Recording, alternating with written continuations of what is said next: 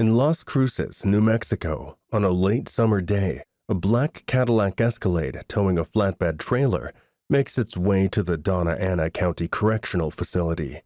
Strapped on the trailer is a Dyna Wide Glide Harley-Davidson motorcycle. Making a wide turn into the parking lot, the vehicle stops near the entrance. Behind the wheel is Mike White, a tall, slender man, only 32, but balding prematurely.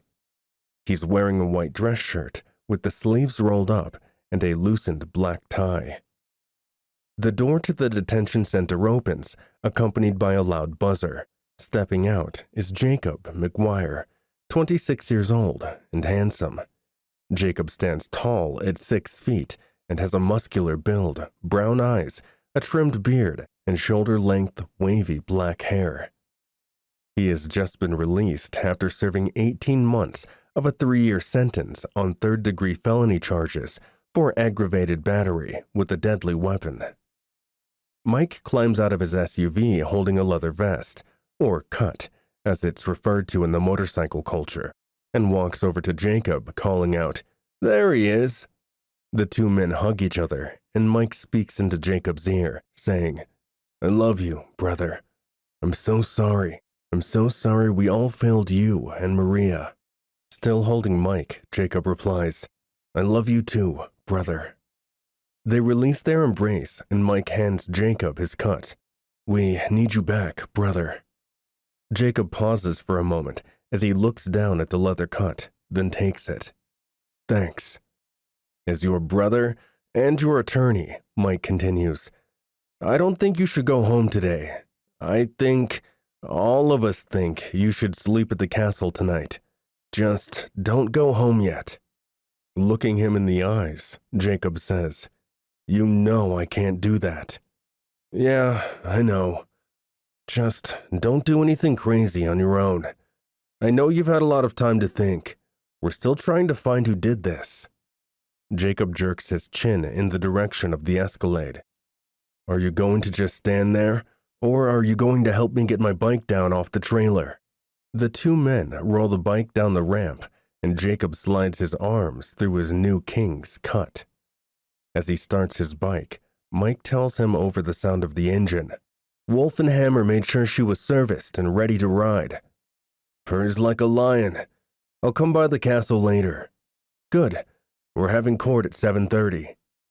As Jacob rides away, he calls back, "I'll be there." Jacob pulls out into traffic on Cooper Loop as Mike says out loud to himself, "And the crow flies again." Then he looks down at his dress shirt, notes the appearance of several grease stains, and says, "Shit." Jacob arrives in the New Mexico town of Lost Valley. It's a small town of fewer than 500 people, an hour northwest of Las Cruces off New Mexico Highway 152. His first stop is the Sand Lake Cemetery, a historical location with graves dating back to the Indian Wars. Walking across the lawn, he stops by a gravesite with fresh flowers on top of the tombstone. He looks around before picking up the flowers. As he's about to walk away, he notices the words on the gravestone, "Beloved wife." Jacob looks down at the flowers, removes one, and places the rest back on the stone. Following the directions he was given by his biker brother, Lee Tanner, who grew up with him and has always been his closest friend, he locates Maria's grave. As he steps before her tombstone, the physical reality of her death brings him to his knees. He speaks, kneeling over her grave as tears began rolling down his cheeks. "Maria, I am so sorry. I am so sorry I wasn't there to protect you. I should have been there. I don't know how to do it without you." After several moments of silence, suddenly, a light switch. Jacob stops crying and stands as his strength overtakes his grief. He places the lone flower on her tombstone, and he kisses his hand and taps the top of the monument.